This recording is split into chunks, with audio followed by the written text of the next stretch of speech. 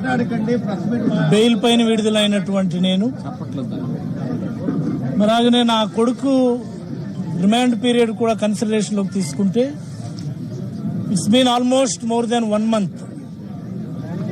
ఓ రకమైనటువంటి కష్టకాలం నాకు కానీ నా కుటుంబానికి కానీ.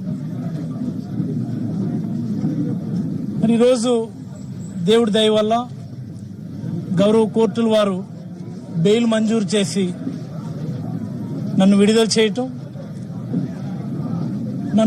నన్ను ఆప్యాయంగా ఆహ్వానించి మళ్ళీ కార్యకర్తలందరితో ఇంటరాక్ట్ అయ్యేటటువంటి అవకాశం కల్పించినటువంటి జిల్లా పెద్దలు, జిల్లా పార్టీ అధ్యక్షులు వారు ధర్మాన కృష్ణదాస్ గారు, పెద్దలు మాజీ మంత్రివర్యులు ధర్మాన ప్రసాదరావు గారు, వివిధ నియోజకవర్గాల నుంచి ఇక్కడికి విచ్చేసినటువంటి వివిధ హోదాల్లో ఉన్నటువంటి వైఎస్ఆర్ కాంగ్రెస్ పార్టీ నాయకగణం, సోదరుడు తిలక్ గారు, ఇతరత్రా పెద్దలు, మా నియోజకవర్గం వివిధ గ్రామాల నుంచి విచ్చేసినటువంటి వివిధ స్థాయిల్లో ఉన్నటువంటి కార్యకర్తలు, నాయకులు. ఈ సందర్భంగా నేను కష్ట సమయంలో ఉన్నప్పుడు, నా కుటుంబం కష్టాల్లో ఉన్నప్పుడు అంత దూరం నుంచి ఇక్కడ విచ్చేసినటువంటి మా పార్టీ అధ్యక్షులు former chief minister Shri YS Jaganmohan Reddy గారికి నేను ఒకసారి చేతులెత్తి ధన్యవాదాలు తెలియజేయదలుచుకున్నాను. రాజకీయాల్లో అనేక సార్లు అనిపిస్తుంటుంది, ఈ రాజకీయ ఒత్తిడిలోను, లక్ష్యాల సాధనలోను, ప్రజల తరపున పోరాటాలు చేసినటువంటి అనేక సందర్భాల్లో కొన్నిసార్లు పాజిటివ్ గాను, కొన్నిసార్లు నెగిటివ్ గాను కూడా అనిపించేటటువంటి సందర్భంలో ఒకసారి అనిపిస్తుంది. అసలు ఈరోజు నాకు చాలా గర్వంగా నేను ఫీల్ అవుతున్నాను. ఈ ప్రభుత్వం, ఈ కూటమి నాయకులు కూడబలుక్కొని ఒక యాక్సిడెంట్ని, ఒక సాధారణమైనటువంటి యాక్సిడెంట్ని నేరపూరిత హత్య అంటూ హత్యాయత్నం కేసులు పెట్టి జైలుకి నన్ను పంపించినటువంటి సందర్భంలో ఈ రాష్ట్రంలో ఆ చివరి నుండి ఈ చివరి వరకు కూడా ఉన్నటువంటి ప్రతి వైఎస్ఆర్ కాంగ్రెస్ పార్టీ కార్యకర్త గొంతెత్తిది అక్రమము అని చెప్పి మాట్లాడినటువంటి సందర్భం చాలా గర్వంగా అనిపించింది. Not only YSR Congress party, ఈ రాష్ట్రంలో రాజకీయాల్ని క్లోజ్ గా అబ్జర్వ్ చేసేటటువంటి అన్ని వర్గాల వాళ్ళు, ఉద్యోగ వర్గం, తటస్థ వర్గం, మేధావి వర్గం, రాజకీయాలను ప్రభావితం చేయగలిగేటటువంటి అన్ని వర్గాల ప్రజలు కూడా పిల్లల మీద రాజకీయాల, పిల్లలపైన కక్ష సాధింప, కుటుంబాలపైన కక్ష సాధింప అని గొంతెత్తి మాట్లాడడం చాలా బాగా అనిపించింది నాకు. అసలు ఇంత పెద్ద కుటుంబం జగన్మోహన్ రెడ్డి గారు మాకు ఇచ్చారా అన్నటువంటిది ఈరోజు కల్లారా చూసిన తర్వాత చాలా గర్వంగా అనిపించింది నాకు. ఒక్క మాట చెప్పదలుచుకున్నాను. నేను గత నెల రోజులుగా అనేకమైనటువంటి డిస్కషన్స్, మేబీ నేను జైల్లో ఉండి చూడలేకపోవచ్చు, రకరకాల మార్గాల్లో ములాఖత్కు వచ్చిన వాళ్ళు ఇంకోటి వాళ్ళందరూ కూడా తెలియజేస్తూ ఉంటారు.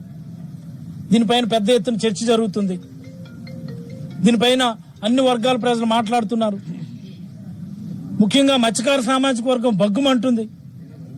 అన్ని దగ్గర కూడా నిరసన కార్యక్రమాలు చేస్తున్నారు, అన్ని దగ్గర కూడా పెద్ద ఎత్తున దీనిపైన నోరు తెరిచి మాట్లాడుతున్నారు అన్నటువంటి మాటలు విన్నప్పుడు రకరకాల మార్గాల్లో ఇదేదో పోలీసులు తప్పుడు కేసులు పెట్టారని చాలా మంది అంటూ ఉంటారు. నేను దాంతో ఏకీభవించను. నేను పోలీసులు కూడా, మా స్థానిక స్టేషన్లో ఉన్న పోలీసుల నుంచి జిల్లా స్థాయిలో ఉన్నటువంటి పోలీసుల వరకు కూడా అందరూ కూడా సహాయమే చేశారు. మన కేసు ఏంటో అదే చేశారు, దానికి సంబంధించినటువంటి సెక్షన్లతోనే పెట్టారు. బట్ ఈ ప్రభుత్వం నా మీద ఏంటి, రాష్ట్రంలో ఉన్నటువంటి వైఎస్ఆర్ కాంగ్రెస్ పార్టీ నాయకులందరి మీద కూడా ఓ రకమైనటువంటి కక్ష కట్టున్నారు. అభద్రతా భావం వల్ల వచ్చినటువంటి కక్ష అది. రాజకీయాల్లో తొక్కేసి అనగదొక్కి మళ్లీ అధికారాన్ని చేజిక్కించుకోవాలన్నటువంటి ఆతృతతో చేస్తున్నటువంటి ఆకృత్యాల్లో భాగంగా జరిగింది. ప్రభుత్వం ఒక నిర్ణయం తీసుకొని ఆ నిర్ణయాన్ని ఖచ్చితంగా పోలీసులు ఇంప్లిమెంట్ చేయవలసిందా అన్నప్పుడు జరిగినటువంటి ఒక తప్పుడు కేసు తప్ప మరొకటి కాదని నేను భావిస్తున్నాను. లేకపోతే ఒక యాక్సిడెంట్ ని హత్యాయత్నం కేసులు పెట్టడం దేశంలో ఎక్కడన్నా చూసినాం మనం? ఇలాంటివి అనేక సందర్భాలు ఉన్నాయి మన జిల్లాలోనే. ఎమ్మెల్యేలు పిల్లలే చేస్తున్నారు. ఆ టైంలో ప్రభుత్వం ఎలా స్పందించింది? ఈ యాక్సిడెంట్ జరిగిన తర్వాత రోజునే మా నియోజకవర్గంలో ఒక యాక్సిడెంట్ జరిగింది, దానిలో ఎలా స్పందించింది? అంటే ఈ కేసు కోర్టులో ఉంది కాబట్టి దాని పూర్వాపరాలు మాట్లాడడానికి మరి కొంత సమయం తీసుకుంటాను. కోర్టు పరిధిలో ఉన్నప్పుడు వాటి గురించి కామెంట్ చేయడం నాకు పెద్ద ఇష్టం లేదు. ఈ సందర్భంగా అంత దూరం నుంచి వచ్చి ఒక రోజంతా వెచ్చించి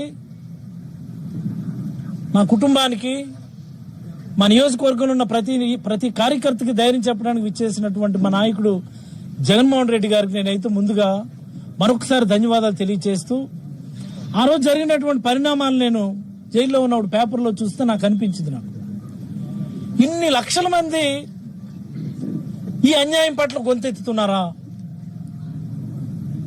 ఇన్ని లక్షల మంది ఈ అన్యాయం పట్ల కదిలి వచ్చారా?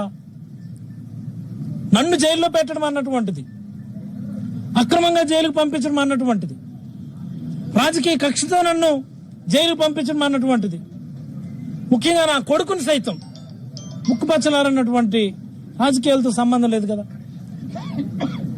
నా మీద కక్ష తీర్చుకోవడం కోసమని నా కొడుకును కూడా బలి చేయటం అన్నటువంటి దాని మీద ఇన్ని లక్షల మంది అనంతపురం నుంచి ఇచ్చాపురం వరకు గొంతెత్తి నినందించడం అన్నటువంటిది నిజంగా నాకు చాలా గర్వంగా అనిపించింది. నాకు మొదట్లో ఒక భావన ఉండేది, నాకు జైల్లో పెట్టారే నాకు గాని నా కొడుకు గాని, నేనేం తప్పు చేశాను నేను అని.